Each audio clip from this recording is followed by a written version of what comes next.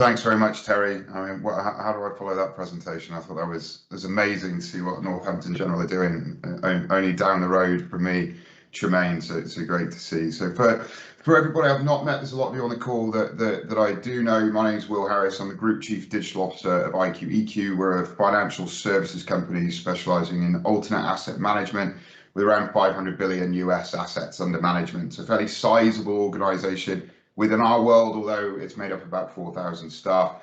My background in automation spans over a decade now, primarily in management consulting, focusing on operational, organizational change and advanced technologies, which ultimately led me to take the Chief Digital Officer role here. What I'm actually going to talk about today, however, is my other hat. I'm also a doctoral researcher on gender and ethnic diversity in applied artificial intelligence. And what I'm going to talk about today is the impact that AI and automation has on gender and ethnic diversity, and some of the things we can do in order to be responsible in how we apply these technologies. It's very well known that there is a great deal of gender disparity in the world. What's probably less considered is how artificial intelligence impacts on gender and ethnic diversity. We only need to look in the press in order to ask ourselves, is AI an ist? Is it a racist? Is it a sexist? Is it any form of ist, which is typically a bad thing? There are good ists, feminists, for instance, but by and large, an ist is a bad thing. Recently, Amazon have been in the press for having an AI recruiting tool that showed negative bias against women. If you're a woman, this was October 2018, I think this came out, that you're about 40% less likely to get an interview when you were put through the AI recruiting tool. Amazon, of course, scrapped it once they identified the bias. Robots are racist. It's a fact. We can see this. They're not racist as in they're running around trying to commit genocide, but we see disparity in how automation's machine learning algorithms treat people from BAME community versus white Caucasian. The irony is not lost on me that I'm a middle-class white male talking about gender and ethnic diversity, but it is what I research. So what we can see, and what we see consistently in computer science, as it says here, garbage in, garbage out, what we start seeing is these nascent issues within machine learning algorithms that are reflective of those who created them.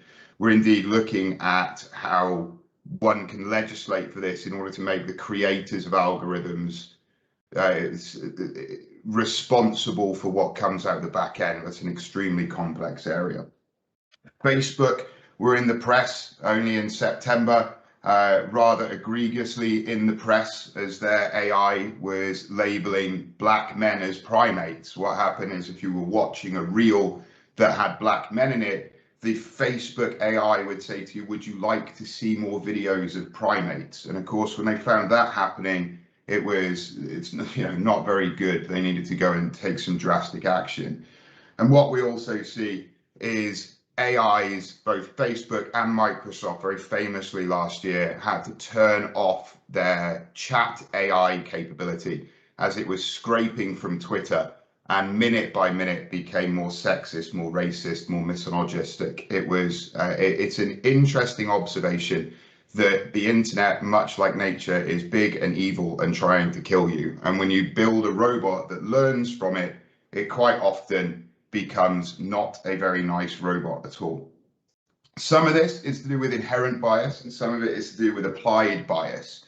So the inherent biases that exist in society need to be considered when we're building our machine learning algorithms. And then there's the applied piece. What I want to focus more on, I'll talk a little bit about inherent bias here, but what I want to focus more on is the applied bias, things that we can do something about it. Because unless you're a computer scientist, an advanced mathematician, somebody building neural networks or machine learning algorithms, everything I've just said is interesting, but we can't really do anything about it. We don't build the algorithms that lead to these bad characteristics. What we can do is look at how we apply things. I'm going to bring this way much more into focus and more into reality now about the things that we work with around RPA and automation. But before I do that, I want to reinforce some of the inherent biases that exist in society. So women make up 18% of computer science graduates. There's no surprise then that machine learning algorithms have a typical male bias. What we do see here is it matters what language you're in. I mean, to give an example, if you ask a German to describe a bridge, because in German it's a feminine word, they'll typically talk about it being beautiful, about it being a piece of art. If you ask a Frenchman to describe a bridge, they will use typically male words because it's a male word in French, and they'll talk about it being long and strong and big. And these ways and mannerisms of just talking and how we interact with each other lead into how we build things. So when only 18% of computer science graduates are female, there's no doubt that we see a lot of male dominance in the field of computer science. 38% of mathematics graduates are female. That is wildly up on 10 years ago. So we're making good direction, but again, mathematicians make up a huge portion of the people building machine learning and neural networks. No doubt we will see male bias there. Only 15% of the UK STEM workforce is female. So again, reinforcing this male dominance of how we build our tools and capabilities. Only 6% of FTSE 100 CEOs are female, and oddly, it's the same statistic, only 6% of the S&P 500 CEOs are female. That means what we observe is that men also have a 31% higher salary than women. The figures for last year in the UK, a woman on average earned £20,503 off the national statistics. A man earned on average £29,879, again off of national statistics. That gets really interesting when you get up to the top 10% of earners and how the disparity happens. Again, it's typically these higher salary roles that are involved in AI and automation. 94% of CEOs, see, I can do maths, 100 minus 6, 94% of CEOs are male and 80% of workers in technology and engineering male. Interestingly, these are the 6 companies in the FTSE 100 that have a female CEO. That's it. There's only 6 of them. ITV, GlaxoSmithKline, Severn Trent, Whitbread, Imperial Brands, and the NatWest Group. Funnily enough, 50% of the female CEOs in the FTSE 100 are called Alison. Don't know why, but 3 of the 6 of them are all are called Alison. So I suppose that might be something to look at there when we think about regression modeling and what makes a good female CEO. So that sets the scene really as to demonstrable bias that still exists in society. Yes, of course, we're making good progress, but these are statistics from the ONS from 2020 and puts us at a good baseline.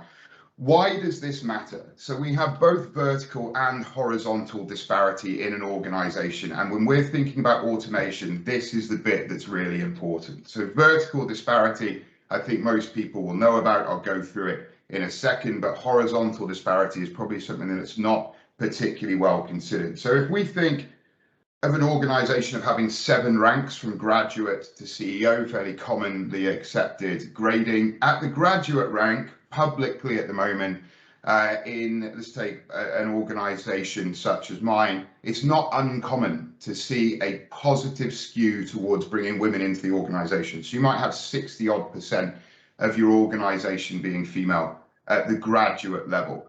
That then reflects itself through to middle management. It's not uncommon to find organizations that have achieved a 50-50 split at middle management between the genders. It gets a little more skewed when we start getting up to director and vice president, which starts being more around 80% men, 20% women. And then when we get CEO and president, as I've just shown, that's only 6%. Now, why does this matter?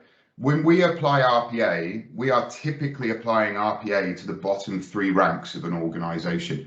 This is where the rules-based repetitive type work typically exists, and means we're having a negatively skewed impact on gender and ethnic diversity in our organizations without even thinking about it.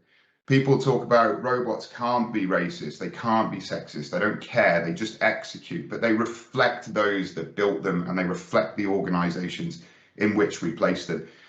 This is meant to represent that in all my years of doing this, I've never replaced the CEO with a robot, but I have replaced plenty of call center workers with robots, or moved away from having to recruit more people in the junior ranks with robots. And it's important for us to consider, if we want to be good ESG organizations, good corporate citizens, as to what our automation programs are doing to the gender and ethnic diversity within our organizations that no doubt everyone's HR department is currently considering. So what?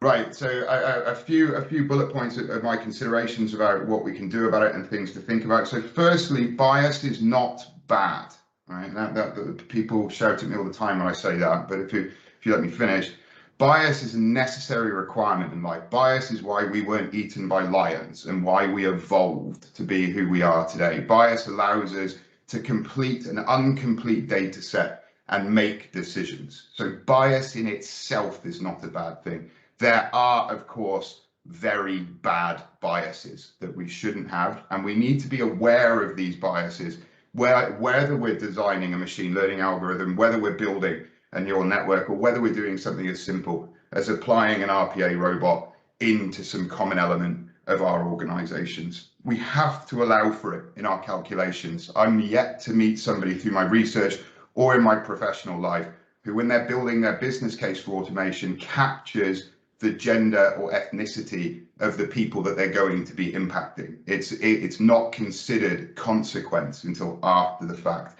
and we should allow for it. We need to understand the skew that is bringing to our organizations, and we need to account for the impact. And what's really important is we need to remind ourselves that equality is not about being equal, it's about being equitable. It's perfectly fine to give a skewed bias towards one sect of society in order to bring them closer to parity with other sects of society. Just giving everybody the same amount of rice is not equal. You give more rice to those who are hungrier. That's equality reflecting equality. We need to measure our gender and ethnic impact. And as I just mentioned, we need to look at equity for equality. The training and reskilling element is really interesting. If we go back to some of the stats I started with how few, if we focus on gender for a minute, the percentages of women involved in STEM subjects, what we see from the World Economic Forum is AI is going to have a net positive impact on global jobs by about 3%, but it is heavily going to skew away from manual labor intensive work into STEM type subjects. When we start looking at what these numbers are and we aggregate the amount of women involved in STEM, the amount of job displacement and the amount of retraining, we really are facing a complication where we could start going backwards rather than continuing to make the forward progress that we've made over the last decade or more in bringing much more parity amongst women and those of ethnic minorities. So it's important when you're doing your automation programs that you consider that training and reskilling.